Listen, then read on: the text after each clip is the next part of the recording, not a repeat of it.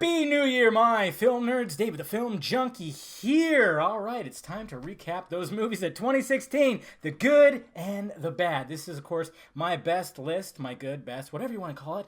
This is my best list of 2015. I'm only doing the top 5 for both. And the reason why is I didn't see as many movies as I thought. Man, I am lacking on the movies. It sucks. Guys, just, you get busy. I have a daytime job. It's a commute and stuff like that. So to try to fit movies in and everything, my goal is to watch more movies in 2017. Not to mention my goal is also to get early showings. Yes, it's about time the Film Junkie gets some early screenings, right? Anyways, guys, so I'm doing a top 5 instead, and partly because I'm lazy. I'm doing a top 5, and these are movies that I could just watch over and over again that really just, hit me like, yes, oh, I love this. Or just, beautiful movies. I mean, there's a lot of good movies that I know I missed, like La La Land and Nocturnal Animals. Didn't catch those yet. Hopefully I'm going to go, catch them sometime this year, just watch them at home. But, there's movies that didn't make the list that would have been in the top 10, like your 10 Cloverfield Lane, your Zootopia, Jungle Book. Those are great movies. But this is my top 5, all right? So here we go, starting with number 5. And that is Rogue One, A Star Wars Story. Yes, at first, this wouldn't have been in my top 5 until I saw it again. Because at first, I didn't really care for the characters that much, and it kind of brought it down. Dragged a little bit in the first and second act.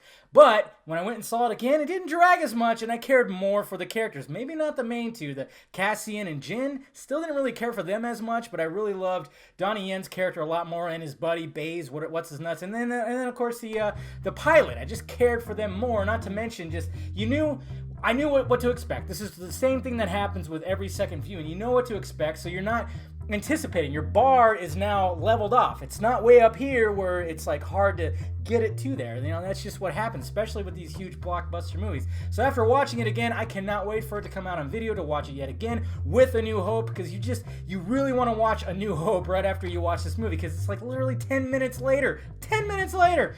Oh, that Darth Vader scene too, you can't help that. My number 4 favorite movie of 2016, Batman vs. Superman, Dawn of Justice. The Ultimate Edition, always talking about that. Just remember, anytime I talk about Batman vs. Superman, it's always the Ultimate Edition. The Ultimate Edition, of course, is just great. It's fantastic, and it sucks that this movie got shit on and continues to get shit on 9 months later. I was going to do a video, a timeline about this movie and everything. Just never got really around to it. I recorded the audio. I was trying to put it all together, but there was just so much. 3 years in the making. And it sucks that it turned out the way it did. This is not going to be in anybody's top 10 list. All these other YouTubers and stuff like that, and they're not going to be in their list. And these top critics, it's not going to be in their list, sadly. And I think it might have been in some people's top 10 list if they released that ultimate cut at first. Damn it, Warner Brothers.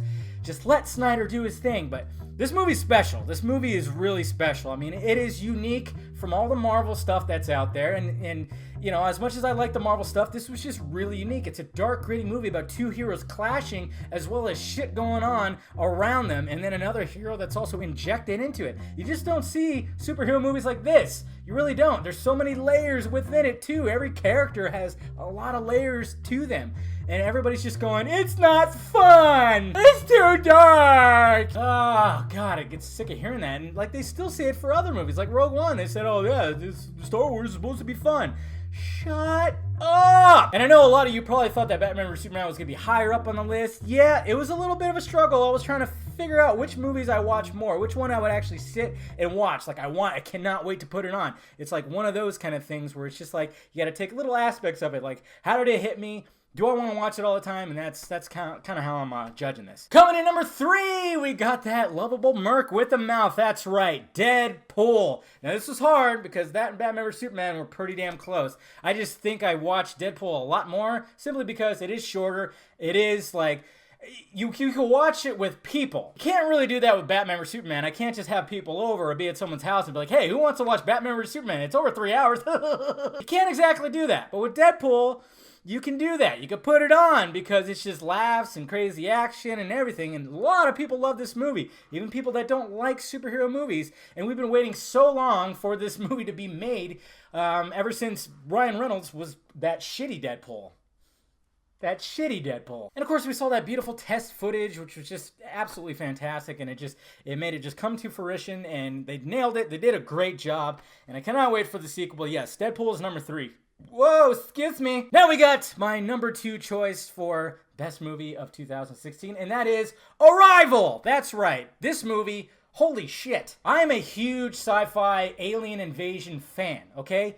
Now, granted, this movie wasn't exactly an invasion type movie, but it did have that feel to it with numerous ships all around the world landing and everybody trying to figure out what the fuck's going on and should we knock on their door with some nuclear holocaust shit. The way this movie plays out, I mean, it's an absolutely stunning movie. It's a beautifully shot movie, beautifully acted, and just the way it executed. I mean, the reason why this movie is number 2 is because I walked out wanting to see it again. Like, I cannot wait. I still haven't seen it again. I'm waiting for it to come out on video. I'm totally going to pick it up, and I'm just going to watch it. Did it come out on video already?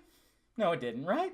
I'm going to have to check. This movie just really struck a chord, and it made me, like I said, the little twist at the end, the little climax, made me go, oh my god, I want to watch this whole movie again. And just to be such a unique alien movie, you don't get those a lot, and that's why this one's special. There was also another movie that would have been in my top 10 for sure, and that's Midnight Special with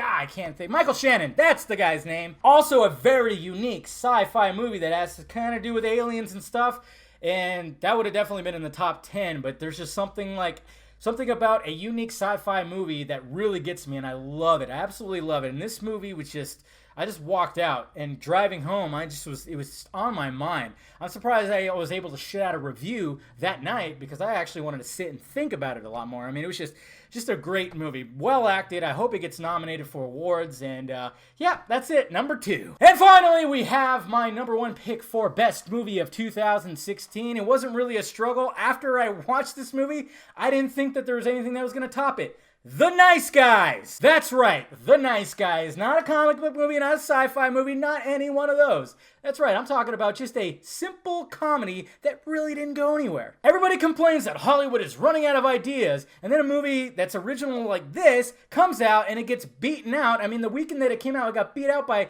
like 2 sequels and a fucking video game adaptation. Nobody goes to see these movies. You can't blame Hollywood for not putting out more original stuff when people don't go to see them. They flock to the sequels. They flock to the big blockbusters. That's why they keep shitting those out and rebooting franchises. Then Shane Black comes around with a movie like this that's just, I don't know. I mean, this movie is unique. I mean, it's not like super unique. I mean, we've heard it, 2 different guys that team up that are totally like, you got the muscle who's a little more a little more reserved, and you got the funny dude, and they come together. But it's just the way that it plays out with the dialogue and the setting. That's the big thing. The setting takes place in the 70s, and they really capture that. You really feel like you're there, like you're in that decade. Russell Crowe and Ryan Gosling have excellent chemistry. I mean, you can't beat it. They just worked well together, and the way that everything plans out, I mean, it almost parodies itself a little bit too. Like, Shane Black did a perfect balance of parodying like these kind of movies, as well as just throwing shit out there that you would not expect, and then just little funny little quips that you put in there. That's what movies lack sometimes, when they're too much trying to focus on that punchline. Let's focus on something that's just random. Somebody falling down, somebody throwing a gun to somebody else, and it totally misses them. Out of the blue shit, and this movie just has that all throughout. I mean, when I first saw this movie, I saw it by myself in the theater, and I was just belly laughing. I was fucking belly laughing. I've probably watched it about 4 or 5 more times since, and there's just scenes in here and dialogue and the way that they go back and forth. I just laugh. It's just, Shane Black knows how to write comedy. He knows how to do these buddy movies like this, and I can't wait for more stuff. He's doing another Predator movie. That's going to be interesting. But yes, if you haven't seen Nice Guys, please check it out. It's just such a fun comedy, original comedy with 2 great actors, and just all around, everybody does a great job in this movie. And Shane Black, just top-notch dialogue, and I highly recommend it. I mean, it's my favorite movie of 2016, bar none. That is it, folks. That is my top 5 list. Like I said, there's other ones out there, 10 Cloverfield Lane and stuff like that. Those kind of movies, they would have been in like the top 10, but like I said, I didn't see as many movies as I hoped I was gonna see in 2016. Don't worry, I'm gonna change that in 17. So I was like, you know what, let me just do a top 5 for both. Make it simple. I'm lazy. There you have it, folks. Happy New Year. Let me know some of your favorite movies down below in the balls area. What movies did you love in 2016? Let me know down below, and make sure you subscribe to this channel, subscribe to my other channel too. Follow me on the social medias that are floating above my head, guys. Visit filmjunkie.com too. All right, talk to you later.